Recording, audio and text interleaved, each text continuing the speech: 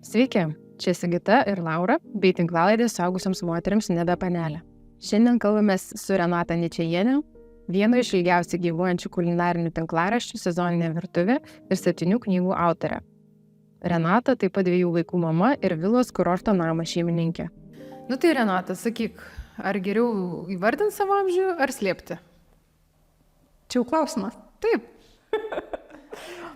Šiaip tai aš tikrai niekur neslepiu savo amžiaus ir socialiniuose tinkluose visur. Jau kai man sueina gimtadienis, kai būna, tai aš visą laiką dedu tagą savo gimtadienio datą, turiu omeny savo amžių, nes man tai tikrai neatrodo kažkokia paslaptis ir aš gerai jaučiuosi būdama tokio amžio, kokio esu, o man šiemet 49 metai už 1,5 mėnesio.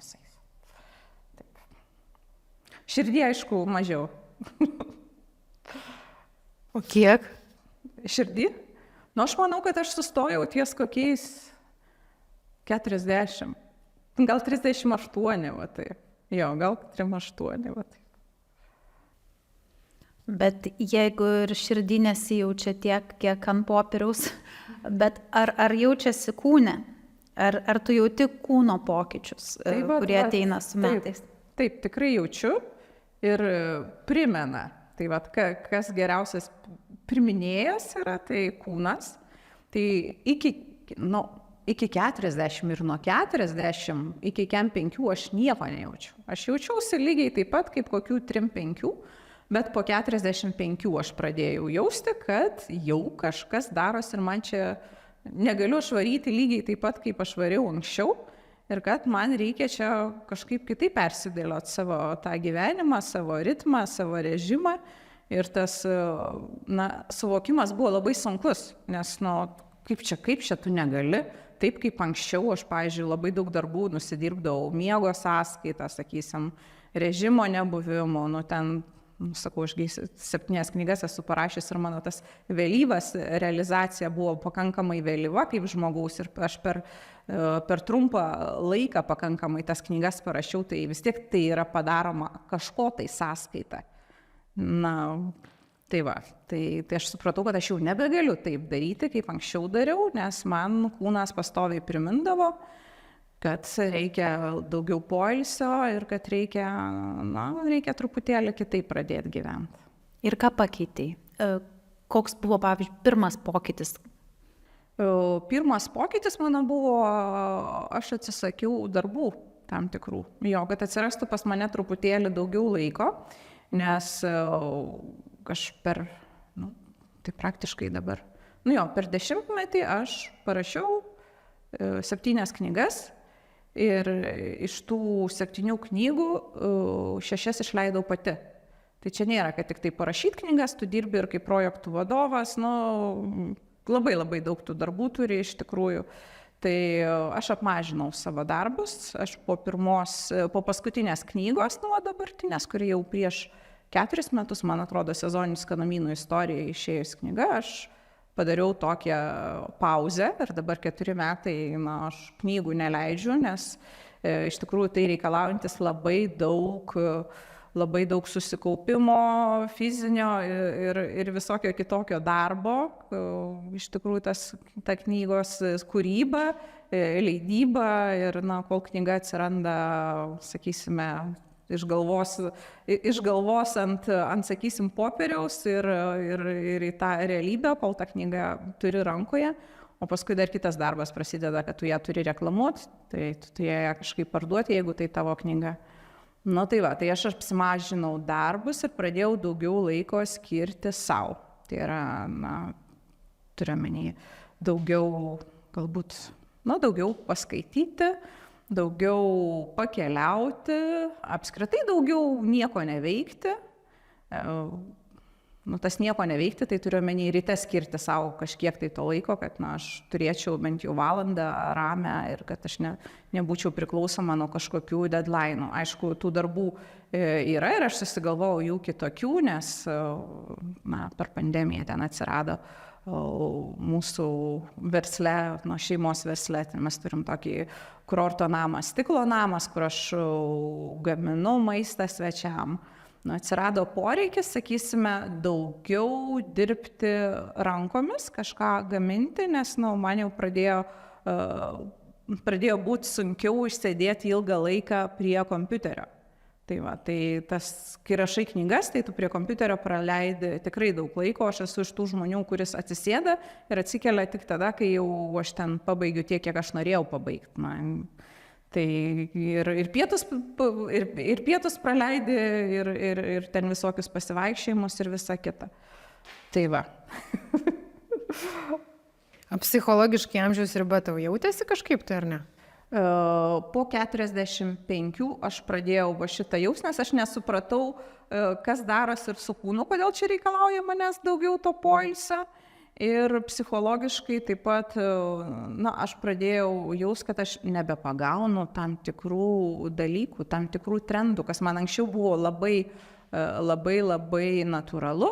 Ir, kai tu rašai knygas, tu turi labai, pagauti. Tu pagauni, jeigu tu pagauni, tai paskui žmonės, perka, nes, vis tiek tu turi jausti tą pulsą. Tai aš pradėjau suprasti, kad aš jau mažiau pagaunu, jau man tam tikri dalykai, kažkaip kai vyresniam žmogui anksčiau galvodavau, ko tas tokias babulytės kraipo galas, čia kažkaip mada netokia, ar kažkaip, aš pati supratau, kad aš jau nebe viską pagaunu. Aš stengiuosi, nes aš turiu vaikus, ten 18 ir 25, bet dabar metų sūnus jau, tai man dukra ypač labai daug padeda, labai mane nušviečia tam tikrom temom, bet aš jau supratau, kad man reikia pagalbos šitoj sferoj, kad turiu menį į tą jaunesnių žmonių gyvenimą, jau man reikia tokio, kad mane kažkas už rankos paimtų ir papasakotų, kad čia yra taip, jau aš pati turbūt jau sunkiau tai pradėjau pagauti.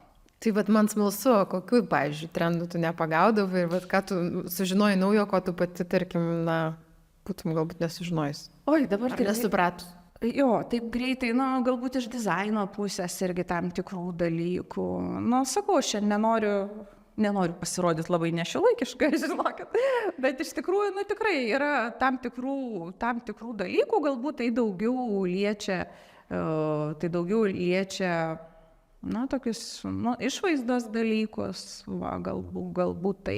Ir iš tos psichologinės pusės, kad, reikia pripažinti, kad jauni žmonės vėlgi kitaip mąsto, negu tie, kaip, aš, sakysim, aš dar tarybiniais laikais esu gimusi ir mačiusi truputėlį kitokią tą santvarką ir natūralu, kad man irgi tai darė įtaką kažkiek. Tai ir aš mačiusi tą ir nepriteklių nepriklausomybės metų, Lietuvos nepriklausomybės pradžioje ir iš tikrųjų, ten kaip močiutės mums sakydavo, kad ten vaikeli, tu nežinai čia, kaip mes gyvenom, duonos neturėjom.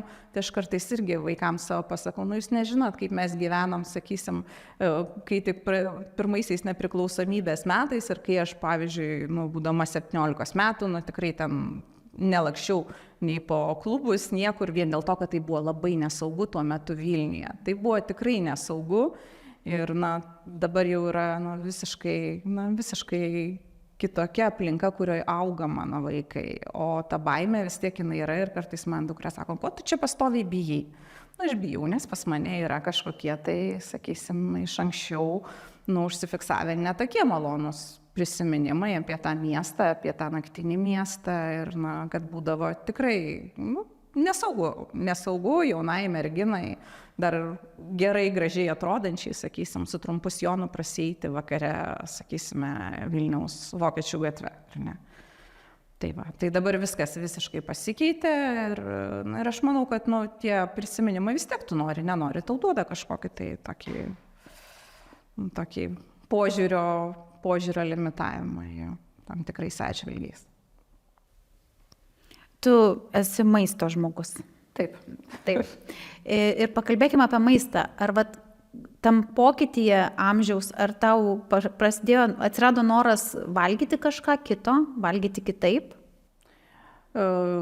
Jo, aš tą pareigą pradėti sveikiau maitintis, ne poreigį, bet pareigą, aš pradėjau jausti kažkur apie 39 metus, apie 40. Jo, bet aš nejaučiau, kad aš ten ar storėjau, ar ten kažkas, ten mano medžiagų apykaita sulėtėjo. Šitą dalyką aš pajaučiau tik tai po 5. Bet 40 aš jau supratau, kad aš jau turiu save ruošti kažkaip tai tam amžėjimui, dabar labai gražus žodis, tuo metu aš galvojau, vis tiek tą senatvę jau ne už kalnų, reikia pradėti truputėlį sveikiau, natūraliai sveikiau maitintis.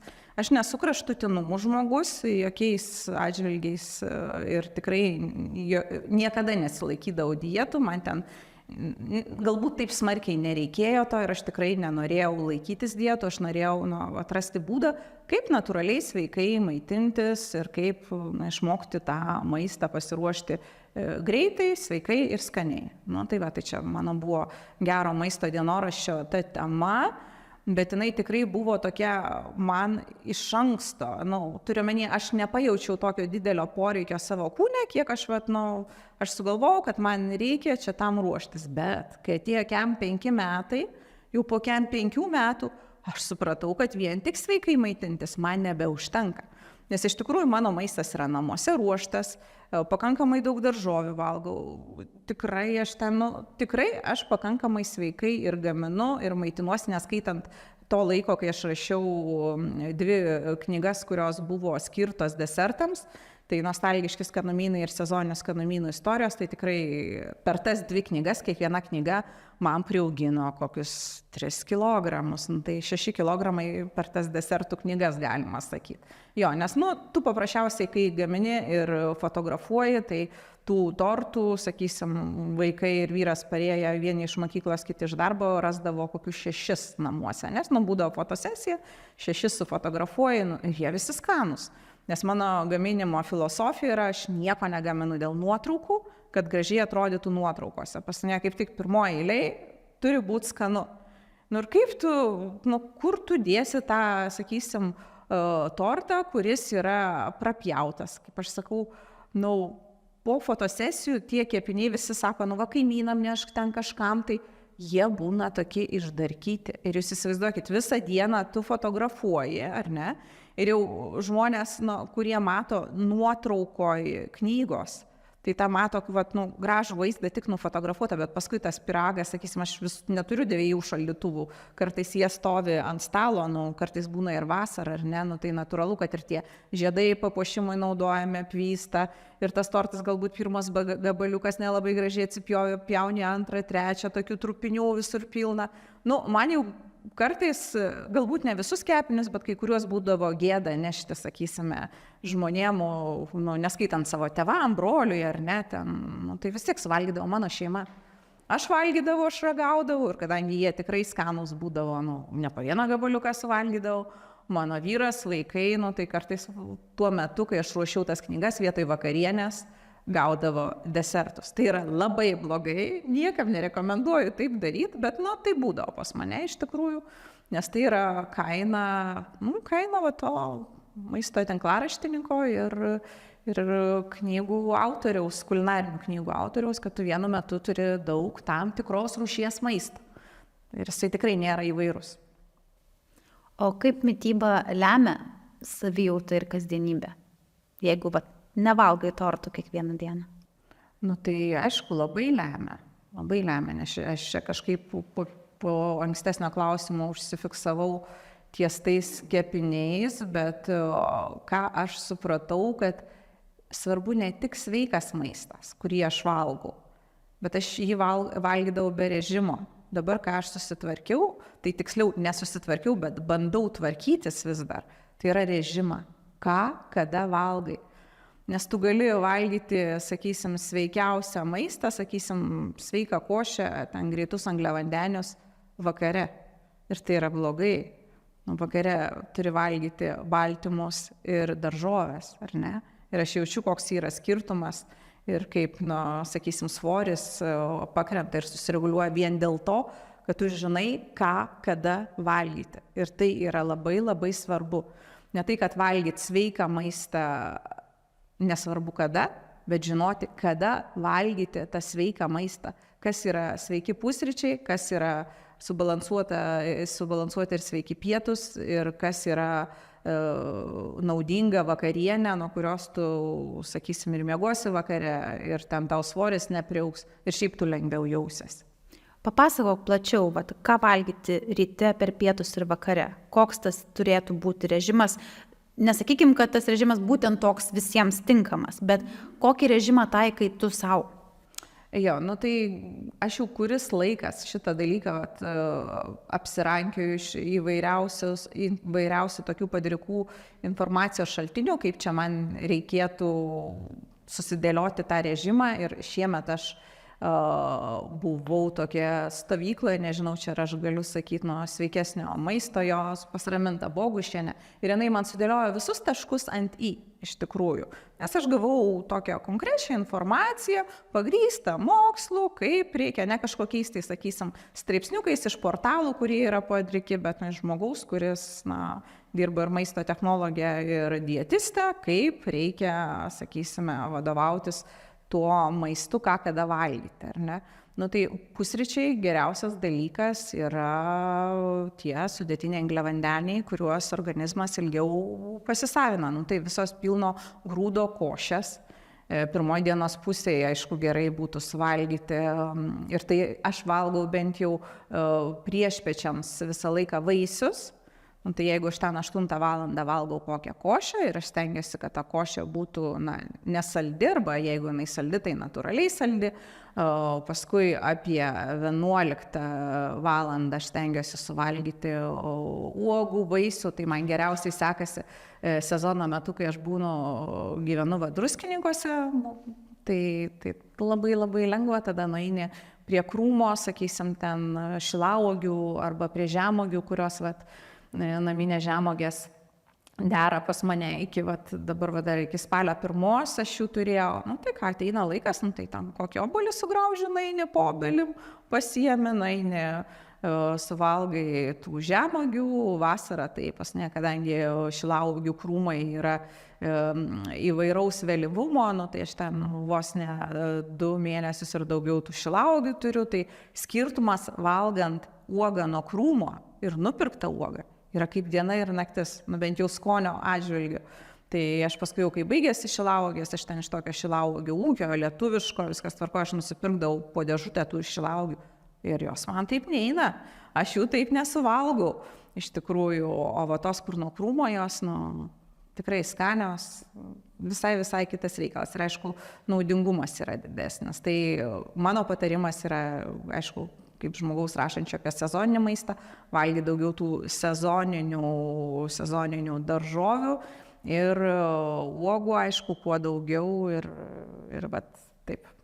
Pietus, ar ne? Pietus, tai aš dabar, kadangi norėčiau galbūt truputėlį čia to svorio numesti, tai aš stengiuosi valgyti baltymus ir daržovės. Bet daržovės aš tokias ir krachmalingesnės leidžiu, sakysim, savo valgyti bulves, ar ne.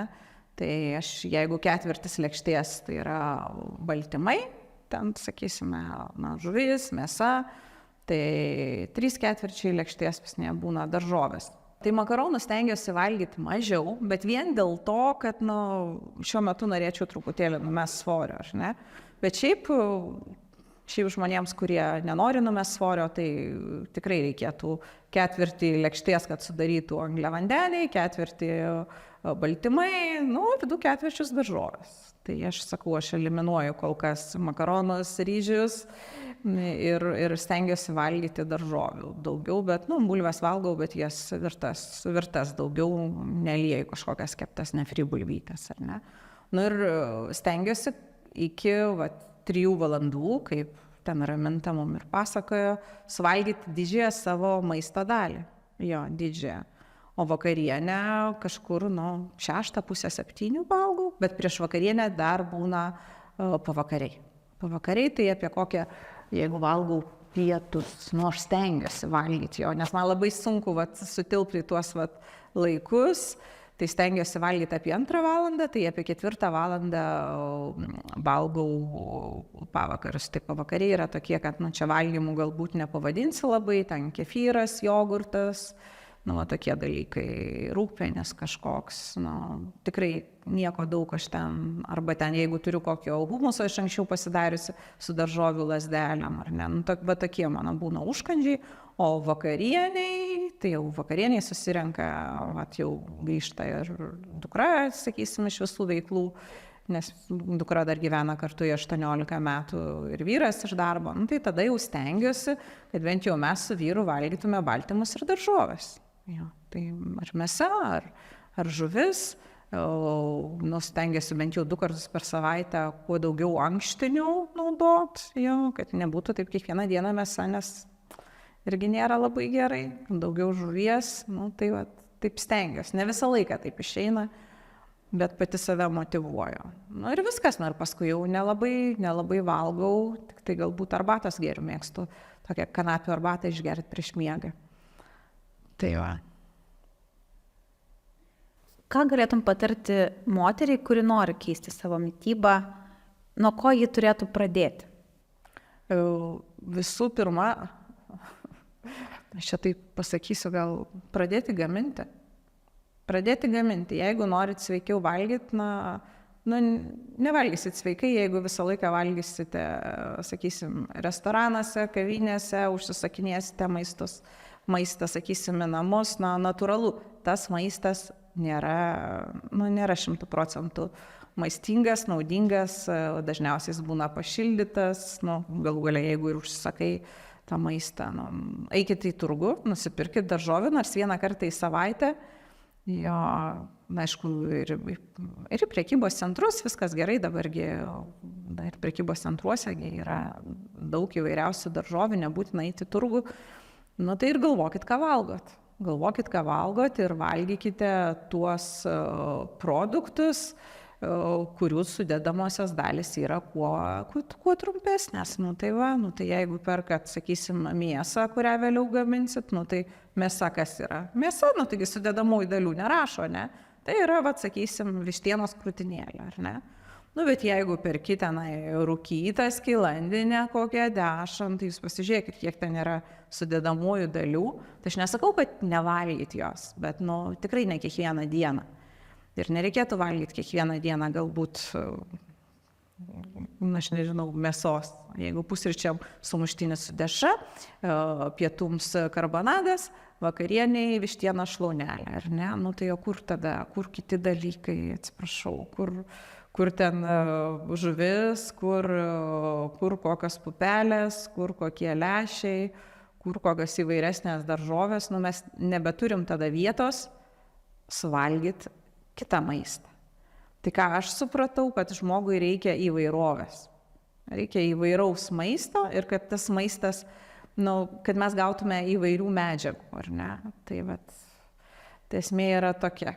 Tai turi valgyti įvairų maistą, kad iš to įvairaus maisto pasisavintumai skirtingas medžiagas. Netgi tos pačios daržovės, tos paprikos, kur būna ir geltonos, ir raudonos, sakysim, tos paprikos, ar ne? Tai jose irgi yra skirtingi vitaminai, vienu žodžiu, skirtingos medžiagos. Kiekviena spalva su savimi atneša, aš nesigilinsiu į tas visus dalykus, bet, kiekviena spalva atneša skirtingą naudingą medžiagą mūsų organizmui.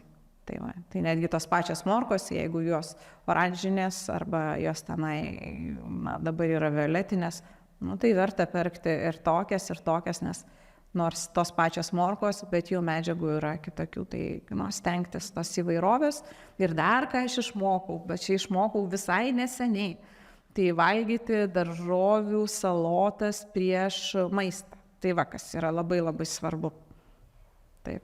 Tai vakare, jeigu jau ten, sakysim, pavyzdžiui, vakar aš ruošiau virtus varškėtukus, ar ne, nes mano dukra pasiprašė, bet viskas gerai, varškė yra baltymai, ar ne, ir ten, kadangi jie buvo nesaldus, aš dariau tokią su peletrūnais, grietinės truputėlį sviestuko, tai vienu žodžiu, buvo toks klasikinis, sakysim, vaikystės maistas, bet jisai, buvo pilnas baltymų, bet prieš tai aš suvalgiau kopūstų salotų, ar ne, kopūstų ir morkų salotų. Bet atsirado poreikis tom daržovėm, kai aš jas pradėjau valgyti ir pradėjau jų valgyti daugiau.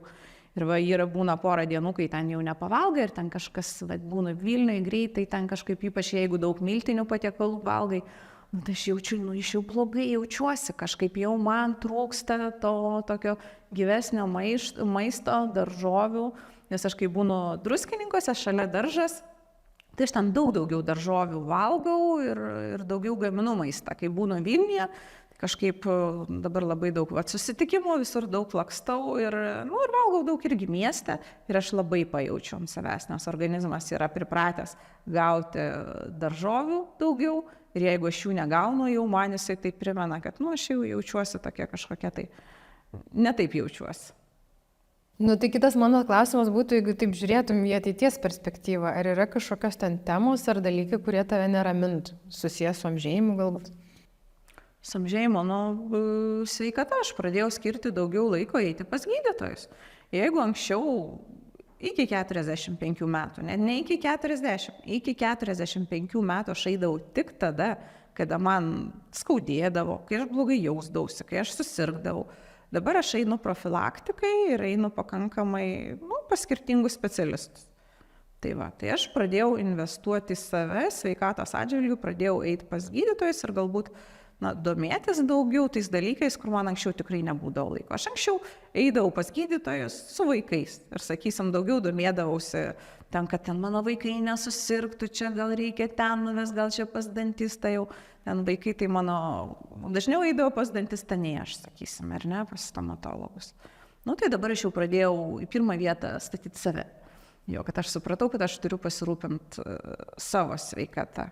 Kad jau vaikai jau užaugę, jau vaikam reikia duoti daugiau laisvės ir jie patys turi pradėti tam tikrais dalykais rūpintis, o aš turiu pasirūpinti savimi ir ypač sveikata.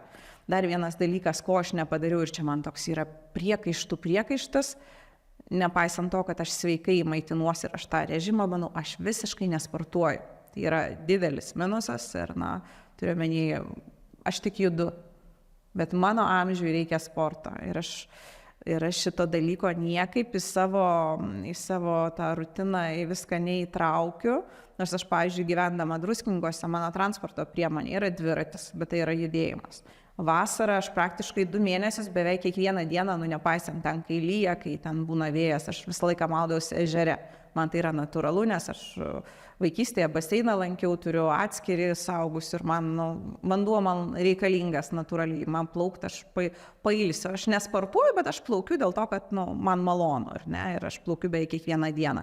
Aš daug vaikštau, bet aš supratau, kad tai veikia, taip, apie 40 metų tai dar veikia, bet jau po 5 vien tik judėti nebeužtenka. Tu turi tada daryti tempimo pratimus, jėgos ir taip toliau. Jeigu tu nori gerai atrodyti, tu turi investuoti laiko į sportą. Vien tik judėjimo neužteks. Aš pradėjau atskirti judėjimą nuo sporto. Tai aš nesportuoju, tai čia jūs nedarykite taip, kaip aš darau. Ir aš vis dar savo bandau save prisiversti. Ir man vis taip, nuo kito mėnesio, bet gal aš jau šiemet tai padarysiu, nes aš labai norėčiau 50-metį sutikti jau su ta sporto rutina. Čia taip jau labai vėlyvas žmogus, nes dabar jauni žmonės tikrai beveik visi sportuoja, o šito dalyko nedarau. O kalbant apie lizdo tuštėjimą, dar dukra gyvena, kaip suprantu, kartu, ar ne? Ar lauki to laiko, ar nerimauji dėl jo, kai ir jie jau pradės kur savarankišką gyvenimą? Tai mano sūnus jau savarankiškai gyvena, jam 25 metai ir kai jisai baigė mokyklą, tai jau prieš 6 metus ar prieš 7, bet 6-7 metus jisai išvažiavo mokytis į Olandiją. Ir tada man buvo labai sunku. Ir aš manau, tuo metu, kai mano sūnus išvažiavo, aš tada pradėjau sent.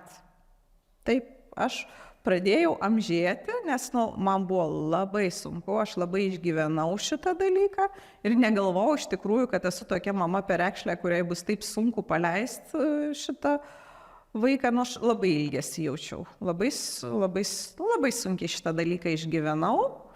Bet jau dabar tiek laiko ir dabar dukrai dar liko paskutiniai metai mokykloje, bet jinai lyg tai ruošiasi Lietuvoje likti, neplanuoja užsienį važiuoti. Tai tas vaiko išleidimas į užsienį, kai tu jo nematai ir jeigu tu turi dar ryšį su tuo vaiku, nes aš kažkaip 15 metų dirbu iš namų ir mano gyvenimas būdavo toks, kad vaikai pareina namo, aš jam valgyt, pietus duodu, mes ten pasišnekam, kaip pas mus būdavo ryšys, nebūdavo taip, kad ryte mes ten išsiskirstam, vakarė jau labai pavargę suseinam ir mes ten nieko nepasišnekam. Man buvo sunku, nes aš jaučiausi, kad manyje kažkas nutrūko ir Tai čia, bent jau man sunkus laikotarpis buvo tas lizdo tuštėjimas, bet laukia dar dukra jau visiškai saugusiu, čia praktiškai kiek čia liko, 5 metų. Bet mes labai daug dabar atskirai gyvenam, nes aš gyvenu Druskininkuose daug laiko vasaros metu ir jinai pati tvarkosi kuo puikiausiai Vilniuje, nes vyras irgi dažnai nuotoliniu būdu dirba ir kartais pagyvena irgi šitame Druskininkuose. Tai jinai pilnai moka pati su savim gyventi ir jau mes čia vieną kitą taip ruošiam, kad nebūtų taip sunku, nes su sūnum tikrai buvo daug sunkiau. Tavo profesinė savirealizacija atrodo tokia labai kryptinga ir sklandi. Ar tu esi įpratus nuo vaikystės kelti savo tikslus, ar tai atsirado kažkada vėliau? Tikrai.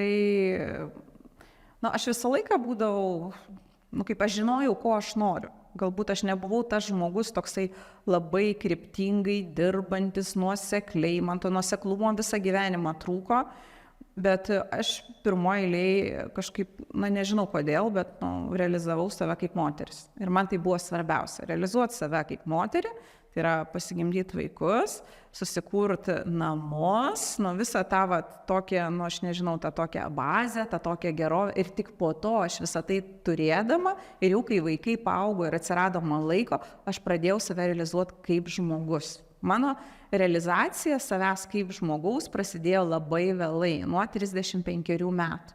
Aš labai pavydžiai žiūriu į tas merginas, savo, sakysim, kolegės jaunas, kurios ten 24 metų jau turi ir knygas, sakysim, kulinarinės ir tinklaraščius rašo ir viską, jos turi dar labai daug laiko. Aš pradėjau 35 metų rašyti tinklaraštį ir tai paskatinta, padrasinta vyro, kuris man sukūrė šitą dalyką, nes aš tokia daugiau svajotoja, čia aš darysiu. Tai sako, aš tau padariau, daryk. Tai taip ir pradėjau tinklaraštį rašyti, o knygų tai niekada turbūt nebūčiau išdrįsusi rašyti, nes nesu labai drąsus ir toks ambicingas žmogus ir galbūt toks žmogus, kuris nori kažkam įrodyti čia pasaulyje, kad aš čia kažką galiu.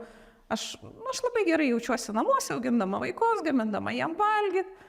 Bet man gyvenime nutiko taip, kad aš jau rašydama tinklaraštį 2 metus, aš susirgau pakankamai tokia liga, kuri mane privertė 3 savaitės išgulėti infekciniai ligoniniai ir aš supratau, kad aš esu neamžina. Ir kad jeigu aš noriu kažką daryti, tai aš turiu daryti. Ir užteks šnekėt, kad galbūt aš čia kada nors padarysiu, sakysim, aš jau kai pradėjau rašyti tinklaraštį, po 1,5 metų aš turėjau knygos idėją pirmos. Bet aš galbūt taip ir nebūčiau išdrįsusi jos parašyti, jeigu ne ta liga. Tai aš jau kai išėjau iš ligoninės, aš supratau, kad aš nebegaliu savo gyvenimo švaistyti, jeigu aš noriu kažką padaryti. Tai aš turiu apsispręsti, ar aš noriu plaukti ir toliau, ar aš vis dėlto noriu save labiau realizuoti kaip žmogus. Ir dabar aš labai džiaugiuosi, nes būdama 48 metų, aš jaučiuosi visiškai save realizavusi kaip moteris, sakysim, ir kaip žmogus turėdama parašiusi tiek knygų, kurių aš netgi prieš 10 metų, jeigu man kas būtų pasakęs, kad aš turėsiu 7 knygas, čia turbūt ne apie mane. Čia tikrai ne apie mane, nes aš tokio plano prieš 10 metų neturėjau. Aš turėjau galbūt norą, svajonę, kada nors parašyti knygą, idėją, bet kiek žmonių neturi. Jūs pasižiūrėkit, daug ten, vos ne kas antras žmogus dabar sako, jeigu aš parašyčiau knygą, būtų tokia, tai aš buvau tokiam pačiam lygyje, tokiam kokono. Bet ta liga mane iš tikrųjų privertė susimti ir pradėti daryti ir per tuos 10 metų aš sukūriau 7 knygas, ar ne. Tai tik tai dėka tos ligos. Tai po tos ligos aš buvau visiškai kita Renata, aš išėjau iš ligonės visiškai kitas žmogus, negu kuris atėjo. Tiksliau, neatėjo, atvežė mane ten, aš jau nebepaėjau į tą ligoninę.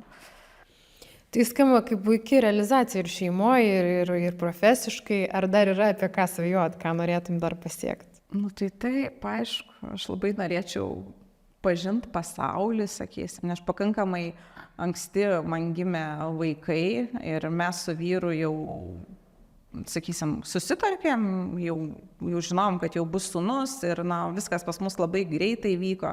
Tai mes nepagyvenom praktiškai be vaikų, mes dabar gyvenam be vaikų, jau mūsų vaikai užaugę ir mes dviese kaip pora save labiau atrandam, mes daugiau laiko viens kitam skiriam, aš noriu daugiau pakeliauti, galbūt pagyventi užsienį kažkiek tai laiko, ko aš jaunystėje neturėjau galimybių, nes tikrai aš jau 22 metų buvau mama ir tuo metu dar aš ir mokiausi universitete, baiginėjau, man nebuvo jokių praktiškai galimybių, tai aš dabar atsigriebinėjau, nes aš esu dar sveika, dar aš jaučiuosi jauna ir pilna energijos ir aš tikrai dar ruošiuosi pamatyti daug pasaulio, pagyventi ir tikiuosi, kad tik tai, kad būtų sveikata ir galbūt dar vieną knygą kitą parašyti visai norėčiau.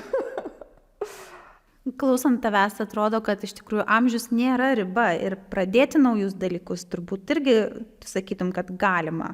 Bet kada? Ar tu manai, kad yra kažkoks tai momentas gyvenime, kai jau kažko daryti ir pradžios naujos nereikėtų? Ne, aš manau, kad visą laiką galima. Tik tai gali užtrukti ilgiau. Sakysim, galimybės gali būti kitokios. Nes, pavyzdžiui, aš kai pradėjau rašyti knygas prieš 10 metų, aš galėdavau non-stop prasidėti 8 valandas prie kompiuterio rašydama. Yra deadline'as ir tu turi padaryti, ar ne? Dabar aš 8 valandų prarašyti negaliu. Fiziškai negaliu, nes man reikia atsikelt, pavaikščiot, ten aš turiu būtinai tam tikrų metų pavalgyti, nes aš pradedu silpnai jaustis. Aš sakysim, kai taip dirbau ir praktiškai nejudėjau, tai čia buvo 1,5 metų, man po 1,5 metų ten reikėjo padaryti ten kojos operaciją, ten kraujagyslių tam tikras dalykas. Aš supratau, kad aš negaliu taip varyti. Aš turiu turėti kažkokį režimą ir tai natūralu, kad tu padarai mažiau.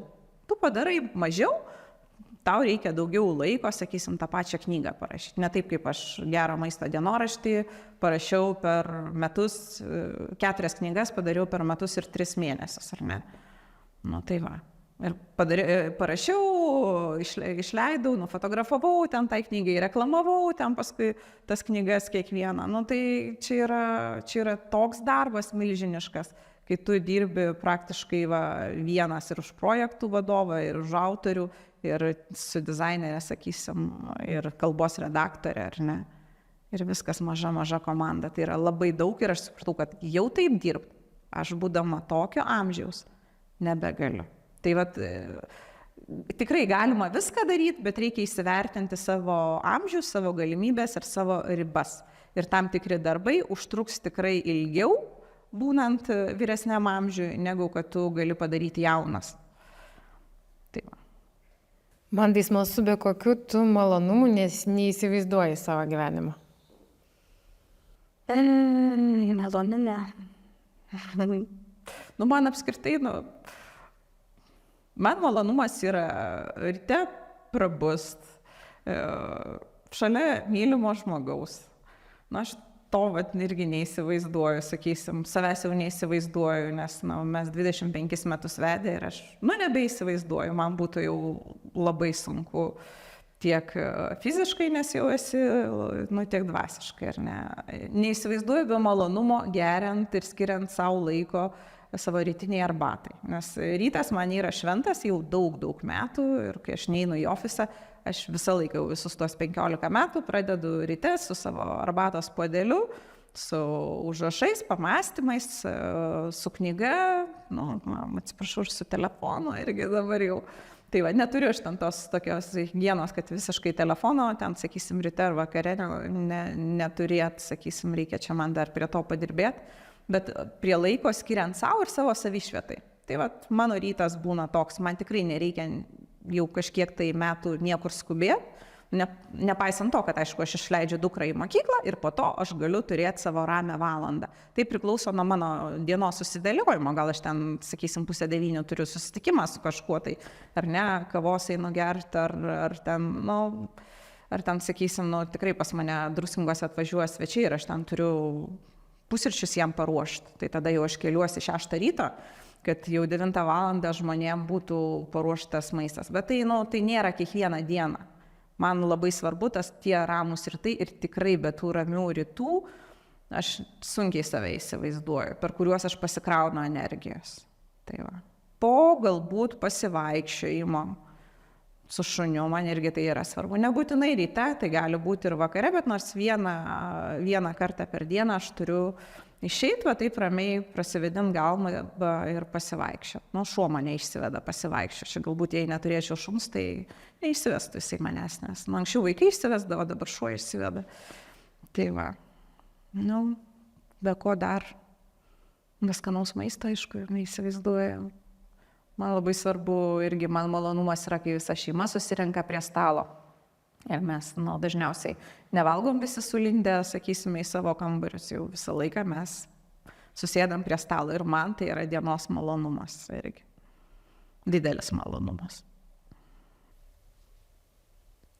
Tai dar aš paskutinį. Pasakyk. O kada nors buvo atšalę santykiai tavo su maisto gaminimu, ar niekada? Buvo. Ir tai vyksta kiekvieną kartą, kai jie išleidi knygą. Ir tu būni persigaminęs, persivalgęs. Ir sakai, jau daugiau niekada aš tų knygų nedarysiu, nes tikrai būni aš būdu labai pavargus, nežinau, gal ten kiti žmonės ne, bet man kiekvieną kartą būna. Bet tai pasitęsia kokį maks mėnesį, aš tada darau maistą tą, kurį, sakysim, greitai galiu padaryti, aš ten nežiūriu maistą kaip į malonumą, nes man maistas yra malonumas ne tik valgyti, bet ir gamint. Dvigubas malonumas, ar ne? Bet jau po intensyvaus knygos to kūrimo, kai tikrai knygoje būna ne 10 receptų ir ne 20, ten būna 100 ir virš 100 receptų, tai paskui būna detoksas nuo viso to, nuo to gaminimo ir nebenori gaminti ir nenori tą virtuvę eiti kažkiek laiko, bet po to sugrįžti su dviguba jėga. Ačiū, kad klausėte ir žiūrėjote. Naujausius straipsnius apie gyvenimo amžiaus viduryje rasite Anelė.lt. Kasdien su mumis bendrauti galite Instagram ir Facebook. Tinklalaidžių įrašus rasite YouTube ir visose populiariausiose tinklalaidžių platformose.